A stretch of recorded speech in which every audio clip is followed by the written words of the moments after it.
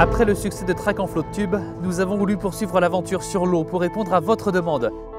Avec Gaël Rognan, guide de pêche dans le Finistère, nous avons palmé dans des eaux translucides à la recherche des brochets. Petits cours d'eau, rivière moyenne, poste encombré, écume, bande nénuphars, un décor à couper le souffle et des poissons, vous le verrez, qui jouent avec nos nerfs. Avec Julien Mathien, dont vous lisez chaque mois les articles dans La pêche et les poissons, nous avons cherché l'aspe dans le bassin de la Loire, le carnassier étend petit à petit son territoire et vous tomberez forcément dessus un jour ou l'autre. L'essayer, vous verrez, c'est l'adopter. On parle de l'aspe, mais l'adage s'applique aussi à Julien. 2 carnassiers, 2 approches, mais un seul objectif, emmagasiner un maximum de conseils pour réussir vos prochaines sorties.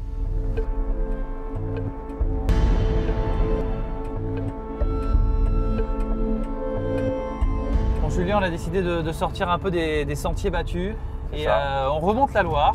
Voilà. On fait du kilomètre et on regarde à droite à gauche si on voit des bons spots à aspe. L'aspe, tu en as fait un petit peu une spécialité toi finalement sur Angers. Et là on sort un petit peu de ton secteur. Déjà pourquoi est-ce que tu aimes l'aspe?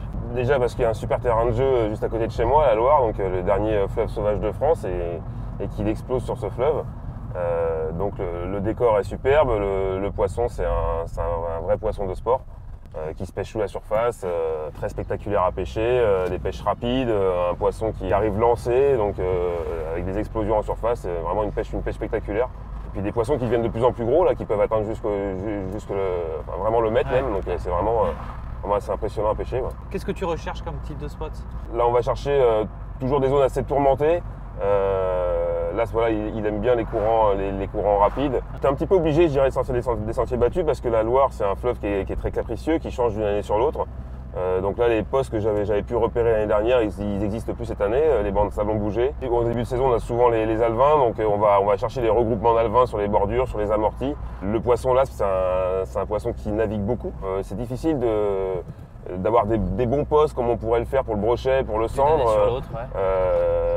Et même quand tu le pêches, je dirais, tu vas les trouver d'une minute à l'autre, il peut disparaître et puis tu vas le retrouver 100 mètres, 200 mètres, 1 km, 10 km plus loin. C'est vraiment, voilà, c'est un poisson, c'est une vraie traque.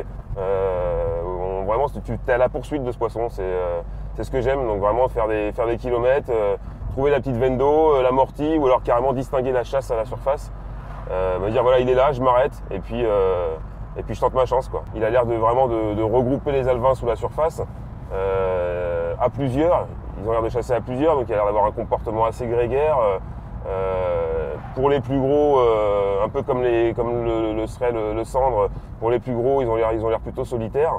Et puis j'ai cette impression aussi que c'est un poisson qui peut, de par sa morphologie et ce comportement, peut difficilement se poster.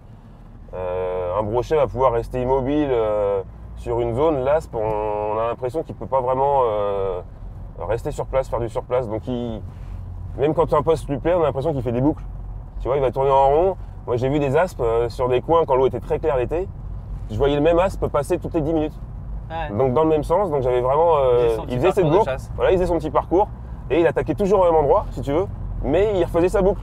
Donc il cède des courants, il se laisse à la fois porter pour remonter le courant, donc il utilise des contre-courants, puis il s'amuse à tourner comme ça.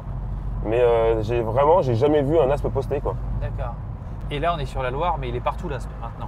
Effectivement, il arrive du Rhin, du Danube. Certainement, la main de l'homme a aidé son implantation, mais il est arrivé, je crois, par le percement du canal de la Marne. Et puis, effectivement, depuis maintenant, je dirais, les premières prises, c'était par hasard. Même moi, le premier, j'ai confondu mes premières prises de 40, 45 avec des chevennes ou des gros rotangles.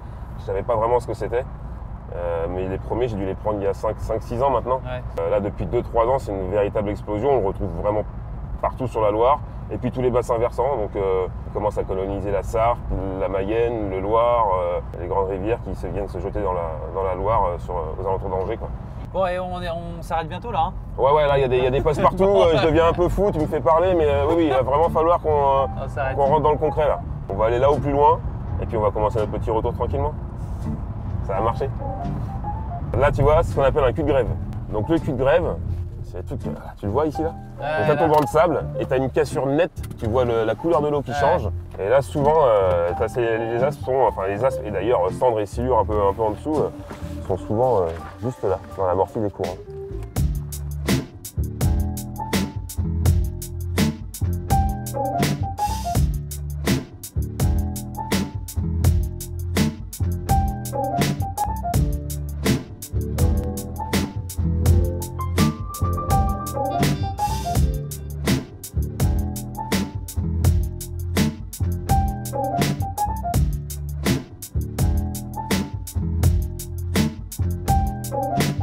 Julien, où est-ce qu'ils se tiennent là, finalement les aspects? Est-ce qu'il faut jeter à longue distance ou pas? C'est un impératif? Un impératif parce qu'on pêche du bord, donc c'est vrai que la veine d'eau, là tu la distingues, l'accélération de courant elle se fait vraiment là-bas, tout près de la pile de pont. Et on voit que les courants se rejoignent, ça crée vraiment une zone tourmentée là, qui est intéressante, ça fait même un petit peu de mousse, tu vois, un petit peu de débris sur l'eau. Et là que les aspes vont venir attraper les poissons vraiment sur la zone de repos, la zone de calme. Alors pourquoi je lance soin aussi, surtout, c'est en termes d'approche, de discrétion, j'aime bien lancer derrière les chasses, je lance jamais dans la chasse. Derrière, c'est-à-dire en amont de la chasse. Donc je lance à 10-15 mètres le plus loin possible pour arriver discrètement sur la chasse, quoi. Ouais. Là, tu vois, t'as lancé dedans par exemple, tu lui as fait peur. Donc c'est dommage, on ne prendra pas celui ici, mais... mais c'est parce que je suis 15 mètres derrière toi? Ouais. Alors il y a un truc que moi j'ai remarqué, que j'aime bien, j'ai plus de résultats à dévaler le courant. Donc aller de l'amont vers l'aval, plutôt que de l'aval vers l'amont. C'est ce qui fait que les gens disent, voilà, faut ramener à fond pour l'aspe. Finalement, faut pas ramener à fond, il faut faire vivre son leurre dans le courant. Donc c'est sûr que quand tu dévales le courant, faut que tu ramènes à une certaine vitesse pour qu'il prenne vie, quoi. Donc oui, je ramène vite.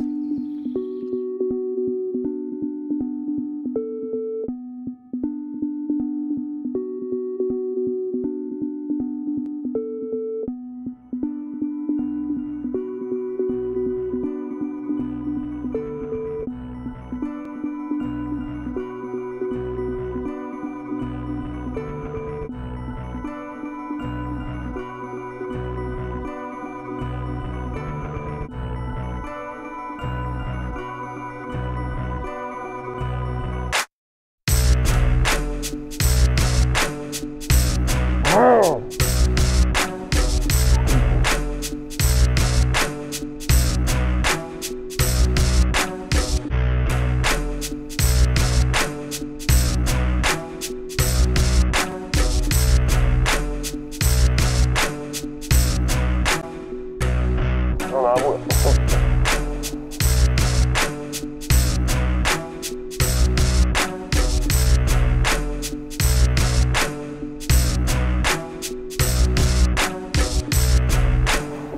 Petit coquin, l'aspect taquin. Voilà mon Olive, à peine 60. Un beau combat, tu vois. C'est souvent les plus combatifs. De 55. Voilà, ça c'est pour le best-of. De 55 à 65, c'est les plus beaux poissons, généralement les plus combatifs, quoi. Au-delà, tu as des gros tracteurs qui se laissent un peu tirer, comme le chêne.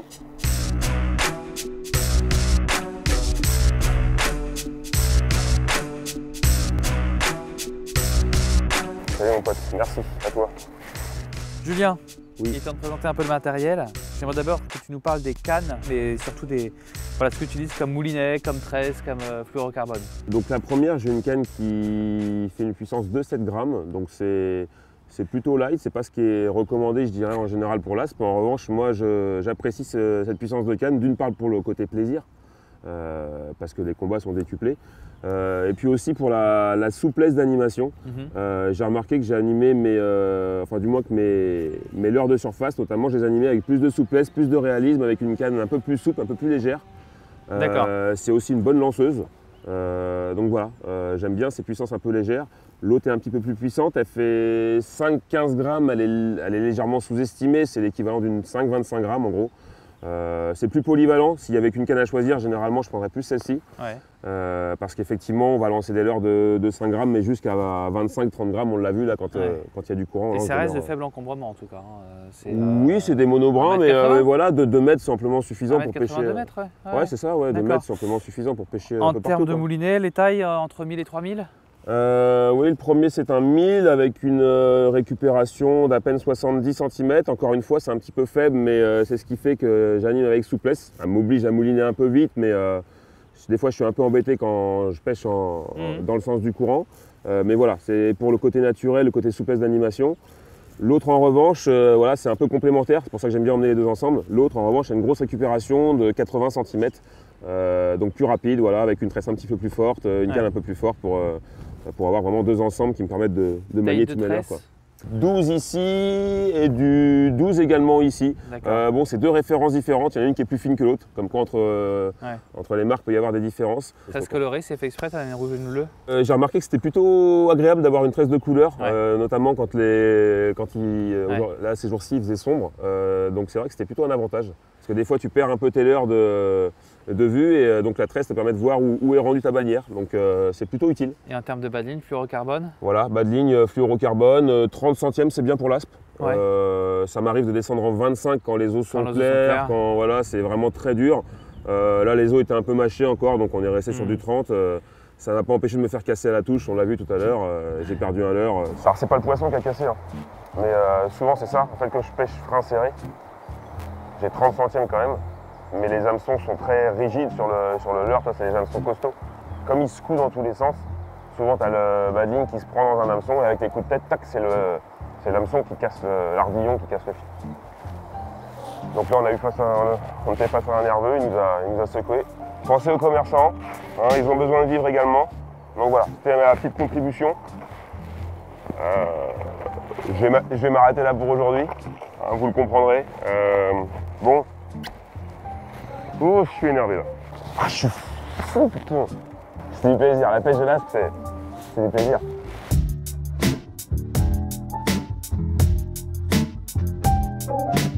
Il est parti là-bas, il fait toute la berge là. Oh! Eh mec, je passe dessus. Bon, loupé. Tu vois?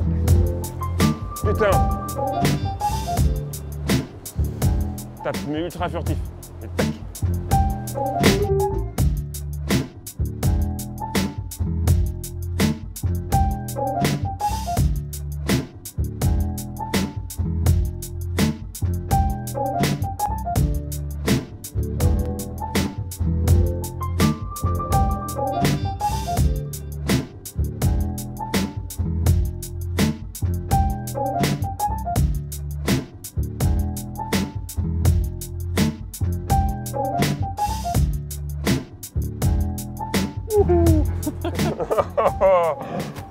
Comment se planter un doigt? Te fais pas mal. Voilà. Voilà un bel aspe. Déjà plus joli là. Voilà un poisson. Magnifique Julien, ça fait combien ça Julien? Ça fait 60, un peu plus de 60. Ouais, c'est quoi ton record d'ailleurs? C'est à peine 80. À peine 80. Tu vas voir la belle paddle là à l'arrière là.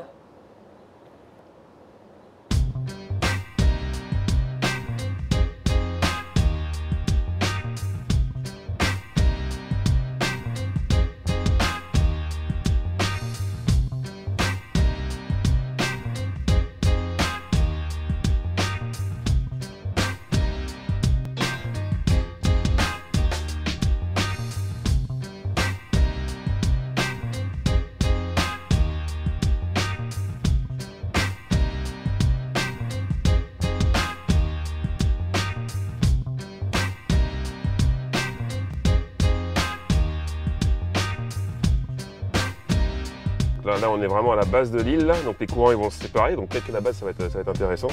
Il y a des pics du pont qui sont là, mais je pense que le plus intéressant ça va être là où les courants se rejoignent ici. Ouais, parce que ça crée des cassures. Bah, tu as toujours là, les bancs de sable qui se continuent, donc tu as un haut fond qui va être comment dire, avec les courants tourmentés, les courants qui se rejoignent. Donc il y a certainement un tout petit amorti où les blancs vont se stationner. Et puis, de toute façon, en règle générale, les aspes ils peuvent arriver lancés et puis chasser là, ici. Là, les culs de pont, les culs d'île, bah, ouais, voilà. Ils peuvent rejoindre la pleine eau, toi ils chassent et hop, ils peuvent rejoindre la pleine eau aussitôt la chasse effectuée. Donc ouais, là c'est l'arbre. On va essayer là. Tac.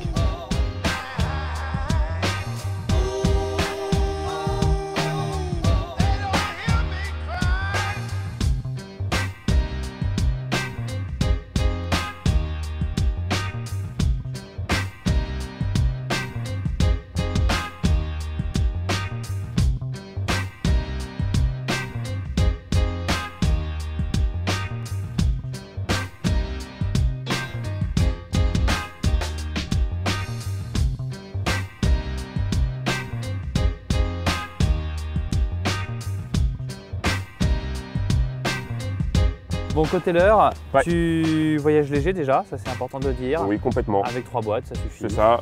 Une sacoche légère, 3 boîtes, donc Bon. avec des grandes 3 catégories de familles, leurres. 3 grandes catégories, c'est ça? 3 grandes familles. La première, je pense, la plus plus renommée, une des plus efficaces, c'est les leurres de surface, notamment les sticks. J'utilise quelques poppers de temps en temps, mais beaucoup les stick bait. Souvent silencieux, souvent subsurface, c'est les plus efficaces. Maintenant, Subsurface, donc qui passe juste sous la pellicule voilà, de qui l'eau. passe juste sous la pellicule d'eau, on arrive à les distinguer en eau claire. Début de saison, j'ai également fait du poisson avec des leurres à billes, des stick bait de surface, voilà.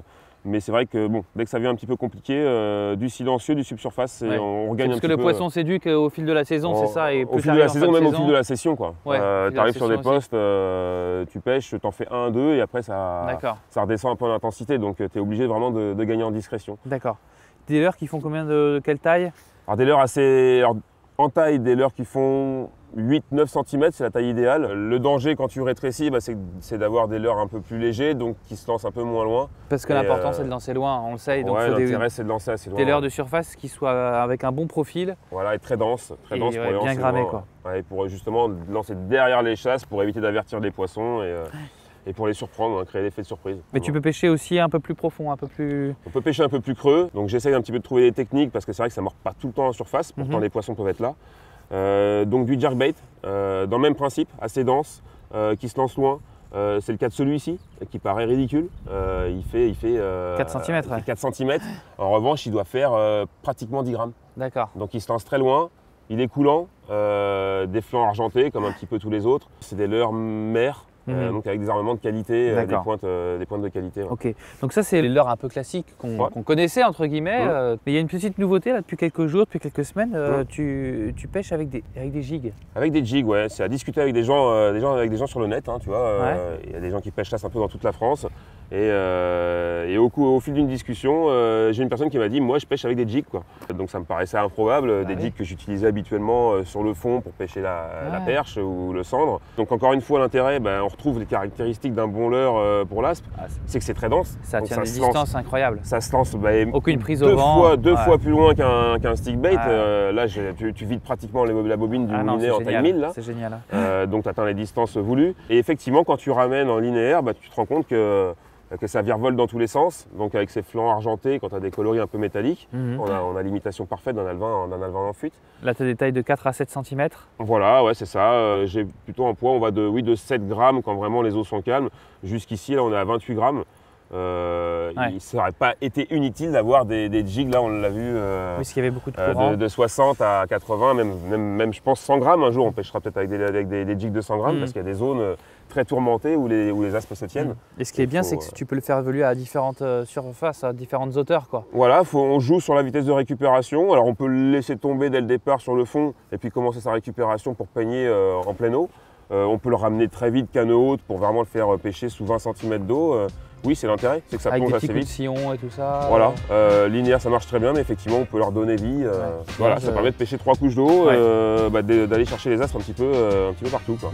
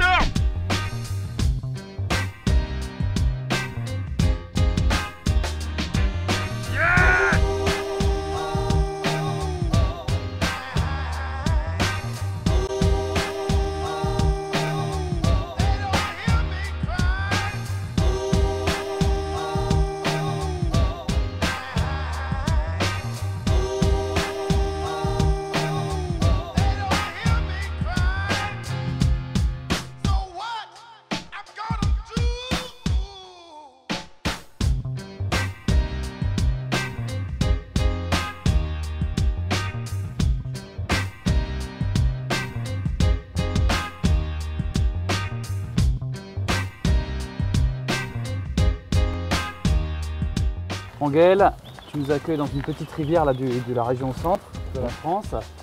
Avant d'en parler, j'aimerais que tu me dises un petit peu ce que toi tu pêches le bar, surtout tu guides en Bretagne, entre la pointe de Douarnenez, c'est ça, et Brest. Ouais, Rade de Brest, baie de Douarnenez. Ouais, c'est ça. Qu'est-ce que tu fais comme qu'est-ce qu'il y a comme point commun entre le brochet et le bar? Est-ce qu'il y a des similitudes entre ces deux pêches? Ça reste des carnassiers. Hein. Ça reste des carnassiers. Voilà. Mais tu peux les pêcher aussi en surface aussi bien l'un que l'autre, etc. Pareil. Ils ont le même comportement ou pas? J'ai vu que tu utilises des fois les mêmes leurres. C'est exactement ça. Voilà.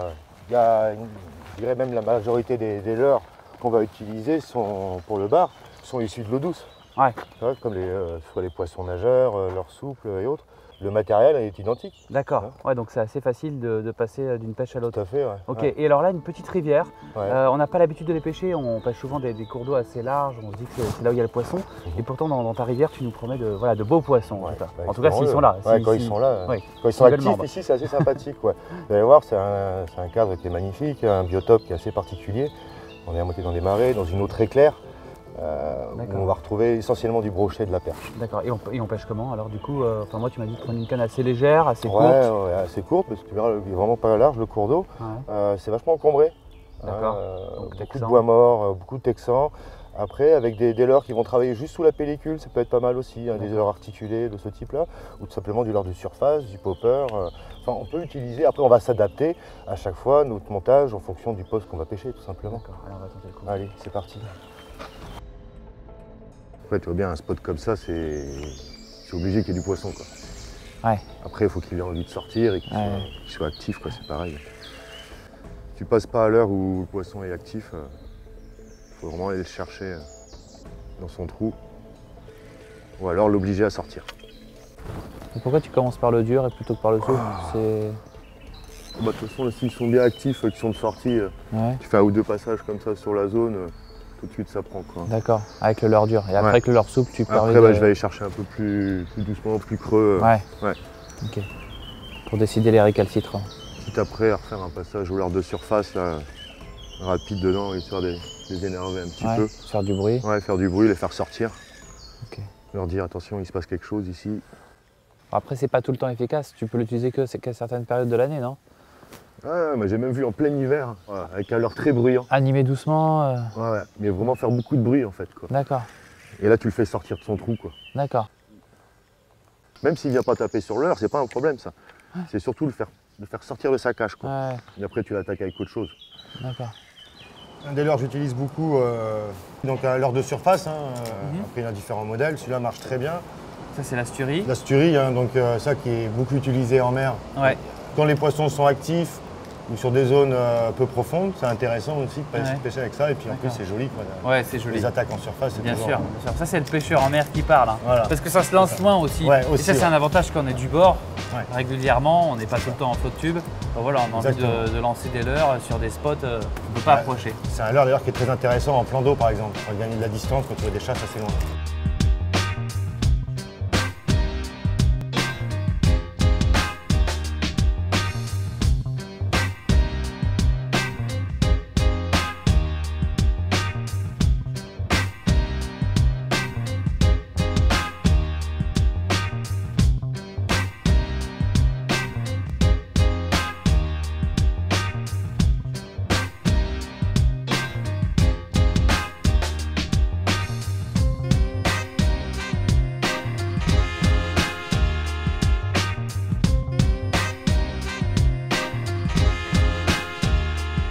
Ouais, poisson.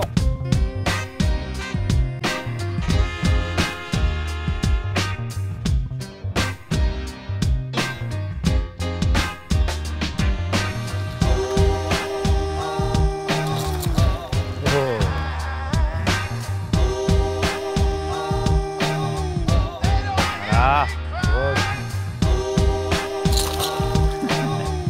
Leurre de surface? Hein? Non, Dexter. Ah, Dexter. T'arrives à le faire passer là-dedans. Mais oui, il faut y aller avec le Dexter. On descend d'un cran, un jerkbait. Donc un leurre à bavette qui va faire des grands écarts. Tu vas avoir des flottants, suspending et coulant. Ok. Et celui-là, tu l'animes comment? C'est des grandes tirées Ce qu'on appelle des jerks. Donc là, c'est des tirées assez sèches, de grosse amplitude. Avec des arrêts. Il va très bien marcher aussi à la récupération linéaire. Tu peux l'arrêter grand coup de sion, hop, des écarts assez importants, tu t'arrêtes de nouveau et récupération linéaire. Et ça, ce qui est sympa, c'est peigner les bordures de nénuphars ou des choses comme ça. Ouais. Ou même juste les berges. Et c'est un leurre que tu utilises en mer aussi, Ouais. j'imagine. Poisson. Le Pike Limited. Ah, un bébé broc. Ah bah super. Comment ça se fait qu'il soit pris dans le dos là? Non, T'as regarde, ferré ou il a un trip dans la il a gueule? J'avais attaqué pas la vu le trip tête dans la et puis gueule. du coup l'autre hameçon s'est planté derrière. D'accord. On descend encore un petit peu. Un tout petit peu. On est alors toujours dans le c'est leurre pareil. dur. Hein. Ouais, on est toujours dans du leurre dur là. C'est un leurre que j'affectionne particulièrement. C'est un articulé. C'est un articulé, voilà. Tu l'animes doucement quoi. Tout doucement, linéaire, tu t'arrêtes, tu fais un stop vraiment sur place. 2 petits coups de sion, il va se désaxer. Voilà. Après, des herbiers, ouais. ça peut être pas mal. Celui-là, il a une petite particularité aussi, c'est que tu peux faire un 360 avec. D'accord. Vraiment le faire aller, Ok. demi-tour, revenir sur le point de départ. Une petite tirée sèche comme Voilà, ça, une j'imagine. tirée, avec un petit même coup de bien appuyé, avec un gros relâché derrière. D'accord. Là, il va partir très rapidement Ok. et il va revenir vers toi ensuite. D'accord. Ça peut être sympathique. Il regarde derrière lui s'il se passe Voilà. quelque chose et il repart. Ok. Il coule, mais alors très lentement. Ouais. Donc on va pouvoir insister longuement sur un poste. D'accord. Alors, une petite animation, attendre un peu. Ils prennent souvent à l'arrêt derrière aussi. D'accord. C'est un leurre qui m'a fait prendre énormément de poissons. On peut le voir d'ailleurs, il y a pas mal de coups de croc dessus. Ouais, je vois ça, il est usé. Poisson.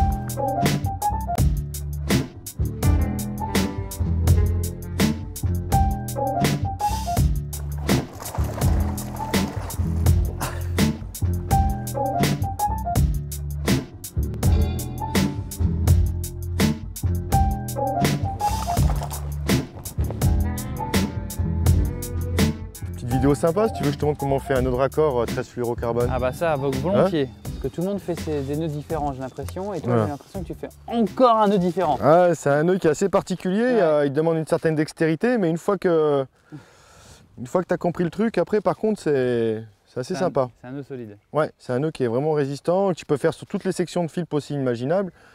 Donc c'est vraiment un très joli nœud. Surtout pour accorder les grosses sections comme ça, c'est intéressant. Bon, on en profite, tu nous montres ça maintenant? Allez, c'est parti. Voilà, donc là j'ai vraiment mon fluorocarbone qui est là. Là, en l'occurrence, là j'ai du 70 centièmes. Ouais. Pour éviter justement de se faire couper par les brochets. Donc je prends ma tresse. C'est une tresse en. Tu connais la Là je suis en résistance 16 livres là. D'accord. C'est une tresse. Voilà. J'entoure ici autour de l'index. Donc là, c'est la tresse que tu entoures autour de ton index. C'est ça. D'accord. Je vais poser combien le de pouce. Le tout c'est que ça tienne. Et je fais la même chose autour du pouce. Le tout c'est d'avoir une tension ici permanente. Il ne faut pas que la tresse se mette à glisser, quoi. D'accord.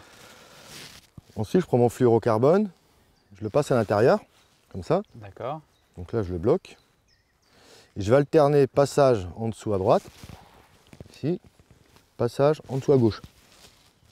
Et bien le tendre à chaque fois de manière à ce que mes spires là sur la tresse elles remontent le long du fluorocarbone. D'accord. Alors cette Ça va. opération, là sur de la grosse section, je ne vais pas hésiter, hein, je vais une bonne trentaine de tours. Donc, Pas 4, facile de parler en même temps hein, avec le 5, fluorocarbone dans les dents. 6, c'est ça. 7, tu peux le faire différemment sans les dents. Hein. Mais au moins, ce qui est bien, Une Comme fois à ça, droite, une fois à gauche. c'est Une maille ça, à l'endroit, tu une vois. maille à l'envers. D'accord, ok. là ça fait... c'est un tressage. Hein. Bon, ça en flotte tube, c'est toujours un peu plus difficile. Ouais, hein, évidemment, ça non. bouge. Mais du bord, c'est plus facile. Il faut une certaine dextérité pour le faire. Mais une fois que tu as compris le coup, par contre c'est un nœud qui est indestructible. Mais tu le fais combien de fois là? Ouais, 10 de chaque côté? ouais en général je fais une vingtaine. D'accord. Voilà. Une vingtaine de tours Une en vingtaine de tours entre... voilà. Ok, tout. Ouais, comme ça. ouais. Ensuite, Tu déroules tes doigts, tout. tu laisses la tresse tu veux là, libre. mon nœud maintenant il tient là quelque part. Ouais, Tu vois, il c'est tient propre, c'est finalement joli. déjà. Ouais. Voilà. Ouais. Par contre, il faut le sécuriser. ce nœud. Ouais. Bon, est-ce que tu peux nous montrer à la caméra comment c'est joli justement peut-être? Une fois que j'ai fait ça, pour sécuriser le nœud, là ici j'ai mon corps de ligne qui est là, d'accord, enfin la bannière, La tresse, ouais, hein, ok. la bannière. J'ai le petit bout de fluoro qui est là, et avec le petit bout de tresse que j'avais autour de l'index, ici je vais sécuriser le nœud en faisant 3 demi-clés. Donc une demi-clé c'est quoi? C'est juste une boucle. On passe à l'intérieur, Tu serres à fond. on ça fait verrouille. une. Alors ça, je vais en faire, vu que je suis dans la grosse section, je vais en faire 4. 2. 3. C'est un nœud que tu utilises aussi bien en mer qu'en eau douce? Tout le temps. Ouais. Tout le temps. Je Tout ne le fais temps, plus raccord fluoro. tout. Raccord 13 fluoro, n'importe quelle section. C'est celui-là.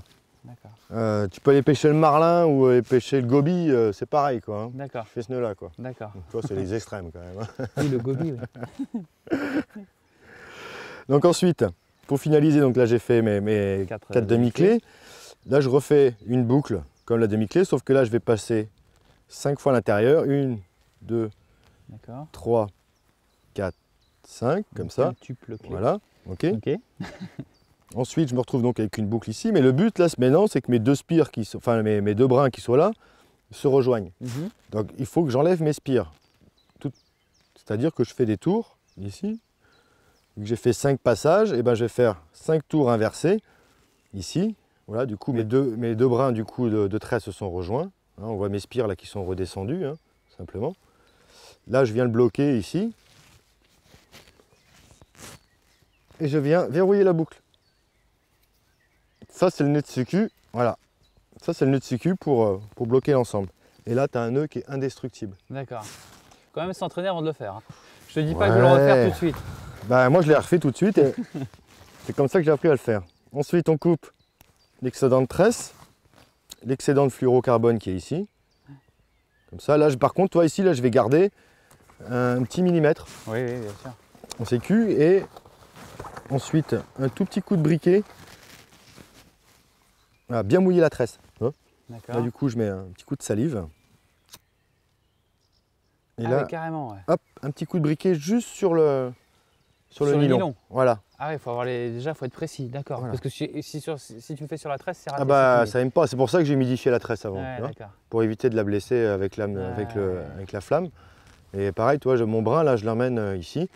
Et du coup, là, tu te retrouves avec un autre raccord 13 fluorocarbone qui est vraiment impeccable, quoi. Ouais. L'avantage de ça, c'est que ça passe super bien dans les anneaux. Enfin, je ne fais plus que ça. D'accord. Que ce soit pour la mer ou l'eau douce. Je ne fais plus que ça. Même si le fluoro est en 90 ou en 100 centièmes, bah, tu vois, ça passera. Ça passera pareil. Ouais, d'accord. Tu seras juste obligé d'augmenter le nombre de tours. D'accord. Voilà. Ok. Bon bah parfait. Ah, voilà un vrai nœud de raccord 13 fluoro. Ça c'est spécialement pour vous. Et après, bah, je vais garder une petite marge, de 50 cm. Pour ici, ça suffit largement. Ouais. C'est pas la peine d'en avoir plus. Hein. Voilà. Après, si on voulait vraiment être plus discret, on pourrait augmenter et refaire ici un autre bas de ligne en 25 livres. Tu vois, pour gagner encore plus en discrétion, mais bon, il n'y a pas vraiment d'utilité là. On est quand même sur du brochet. Quand il a envie de taper dedans, il tape dedans, il ne regarde pas trop là. Voilà. Donc là, j'enlève ce que j'ai en trop. Et jamais de point de colle. Aucune utilité. D'accord. En plus, la colle que ça fait, ça brûle et ça casse un peu. Ça casse un peu, ça le rend cassant. Ouais. Donc il faut éviter aussi la colle sur les nylons. C'est pas terrible. Voilà. Bon, bah, on est reparti du coup. Allez. Je suis bon, je suis paré.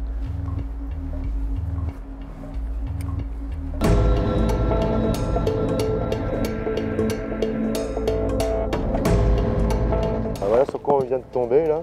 Je sais pas si vous voyez. Montage de braconnier. Donc il y a une tresse assez costaud, ça fait au moins du 80 livres, facile. C'est avec un hameçon inox fixé à un arbre. Voilà. Ça, il n'y a pas plus meurtrier. Et surtout l'hameçon inox comme ça, un poisson, il ne pourra pas s'en débarrasser. Comportement irresponsable. Voilà. Malheureusement, il y en a encore. Ça tombe bien qu'on tombe dessus, on va pouvoir l'enlever. Supprimer ça. Bien sûr, on ne laisse pas traîner. Hein. On mettra ça à la poubelle. On rentre à la maison. Ah, ça me débecque pour voir des trucs comme ça. Allez, c'est reparti. Juste Gaël, là j'ai face à moi un immense banc de nénuphar. Qu'est-ce que tu préconises pour que je puisse l'attaquer correctement? C'est quelque chose dont on a souvent tendance à passer un peu à côté, à se dire bon allez, on tourne autour. Là il n'y a pas 36 solutions. Hein. Ah, toi tu y vas carrément Non, bah là tu vois bien, un jerk va être compliqué. Ouais.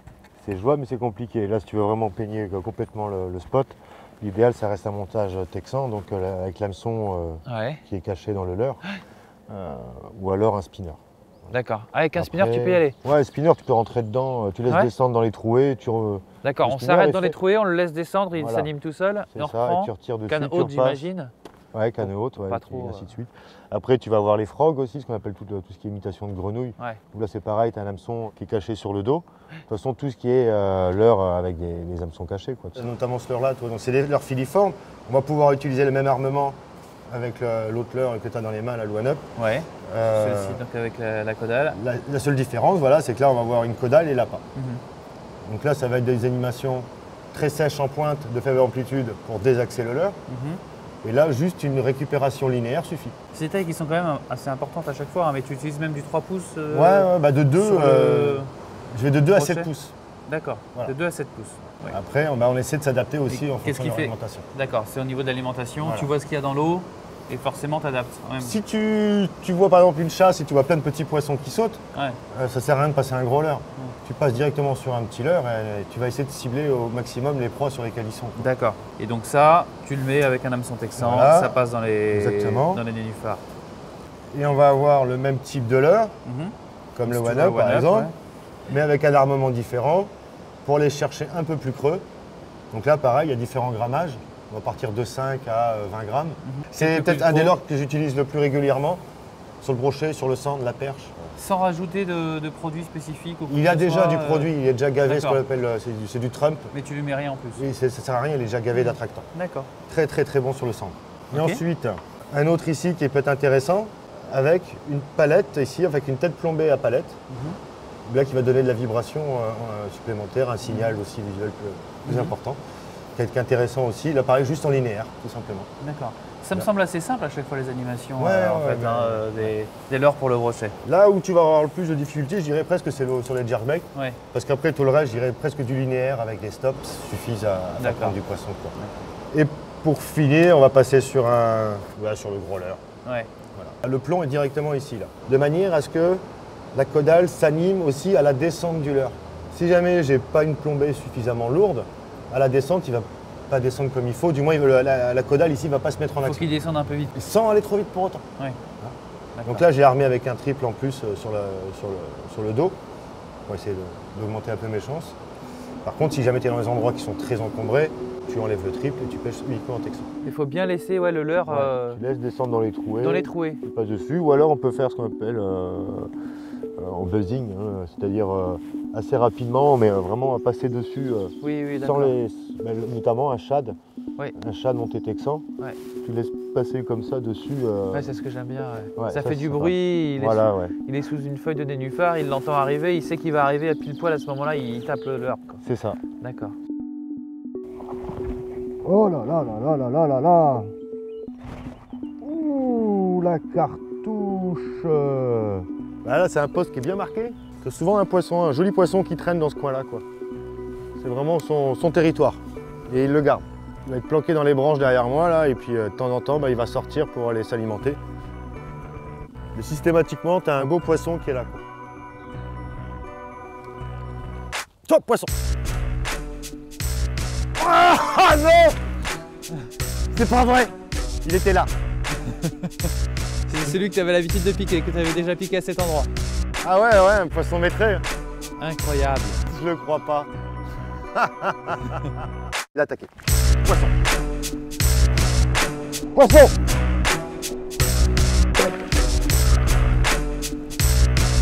Très belle perche.